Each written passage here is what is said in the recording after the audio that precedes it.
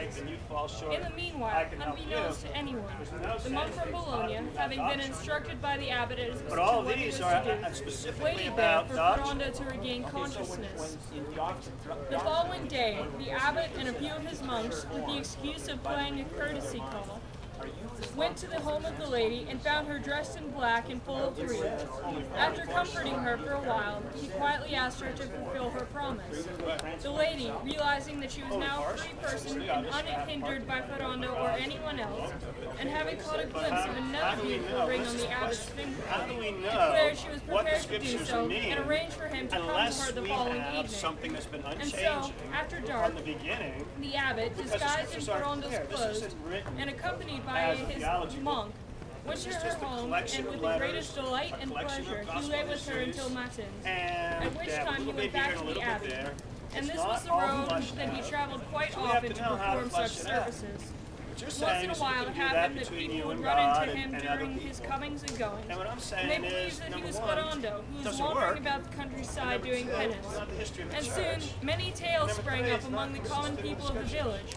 And more than once, Ferrando's wife was told about it, but she knew very well what it was all about.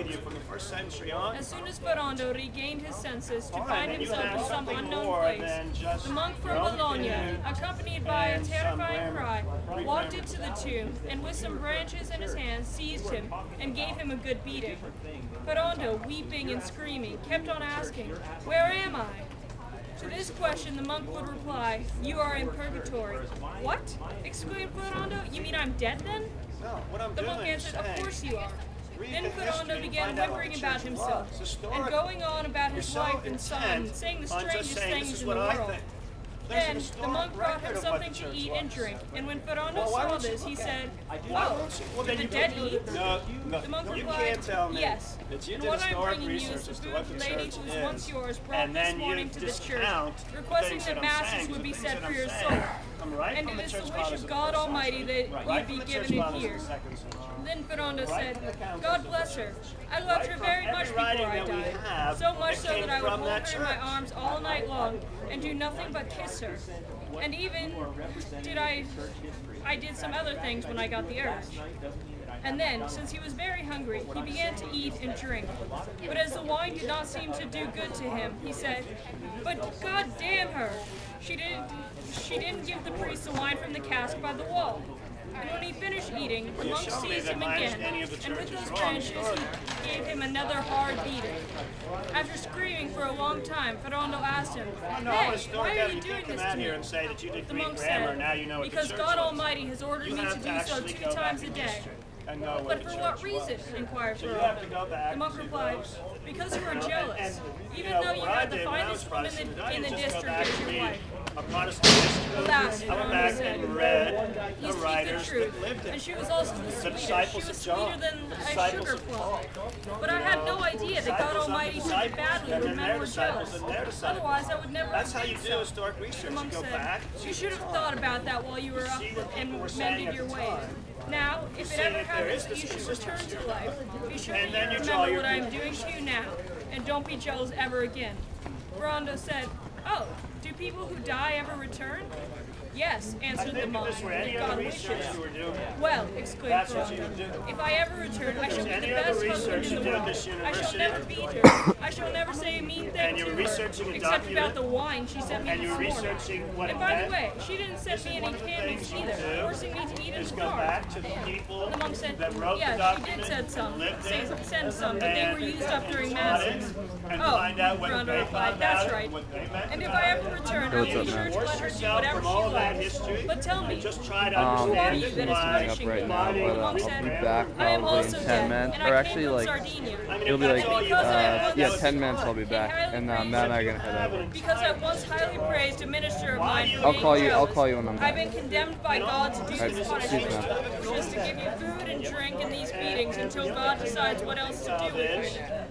Ferrando said, "Isn't there anyone here but us two?" The monk replied, "Certainly thousands, but you cannot see or hear them any more than they can see or hear you." Then Ferrando remarked, "How far are we from our homes?" "Oh ho," answered the monk, "far more miles than you or I could ever take a shit on."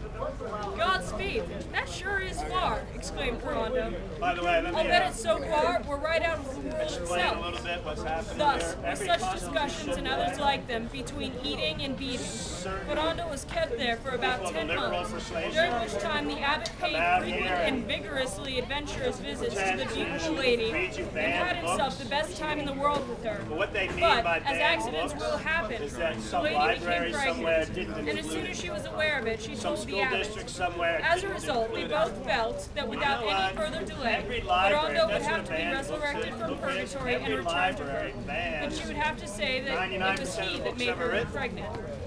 So, on the following night, with his voice disguised, the abbot called to Ferrando in his prison cell, saying, Ferrando, be of good cheer, for God wishes you to return to the world. And when you return, a son will be born to you from your lady, and you shall name him Benedetto. For through the prayers of your holy abbot and of your wife, Father St. Benedict, his grace is given to you by God. Hearing this, Ferrando was very happy, and he said, I am glad. God bless the Almighty, the abbot, St. Benedict, and my cheesy, wheezy honey bunny of a wife. Having poured enough powder into the wine to make Ferrando sleep for about 4 hours, the abbot dressed him in his old clothes again, and, with the assistance of his monk, quietly returned him to the tomb in which he had been buried. The next morning, around the break of day, Ferrando came to his senses again. He saw a bit of light coming through a crack in the tomb, and, since he was alive again, he began shouting, Open up! Open up! And he himself started pushing with his hands so hard against the cover of the tomb that he had already begun to budge it by the time the monks, who had just said Matins, ran to the tomb, recognized Ferrando's voice, and saw him emerging from the tomb. They were so terrified by this unexpected occurrence that they all fled, running to tell the abbot. The abbot, who pretended to be rising from a prayer at that moment, said, My sons, do not be afraid. Take the cross and the holy water and follow me, and let's see what the power of God can do. And away he went. Ferrando was as pale as any man who spends too much time away from the light of the sun is likely to be. And climbing out of the tomb, he spotted the abbot, ran to him, and quickly threw himself at his feet, exclaiming, Father, I have been told that it's your prayers, as well as those of St. Benedict and my wife, have rescued me from the punishments of purgatory and brought me back to life. And so I pray, may God bless you for years, and good months too, and days, and forever. The abbot replied, Praise be the power of God. Go then, my son, since God has returned you here, and console your lady, who from the day you passed away from this life has always been in tears. And from now on, act as a friend and servant to God. Ferrando said, Sir, that's just what I've been told. Leave everything to me. When I find her, I'll kiss her so hard. I love her so much.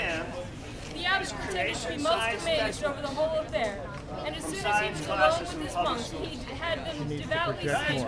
Yeah. This is foolish. When Ferrando returned to his village, everyone who saw him ran away from him in horror, and he would call them back, trying to reassure them that he had merely come back to life. And his wife, too, was afraid of him. Once the people started feeling more comfortable around him, seeing that he really was alive, they began asking him a number of questions, all of which he answered as if he had been returned to life as some kind of wise man.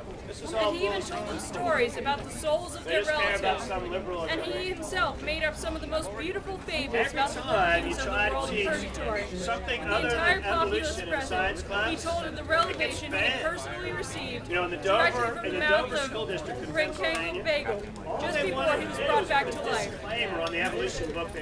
Having returned to his home with his wife and taken possession of his property, he made his wife pregnant, or so he thought. And by chance, it happened that in just enough time to support the opinion of the foolish populace who believed that a woman carries her baby for exactly 9 months, his wife gave birth to a male child, who was named Benedetto Ferrandi. Since almost everyone believed he had really been resurrected from the dead, Ferrando's return and his tales greatly enhanced the fame of the abbot's holiness. And Ferrando, who received many whippings because of his jealousy, was now cured of it. And just as the abbot had promised the lady, he was never jealous again. The lady was most pleased about this, and from then on she lived with Ferrando just as chastely as she had in the past, except that, whenever she could, she was always happy to find herself with the holy abbot, who so skillfully and most diligently attended to her most pressing needs. Believe, like they say they believe, that evolution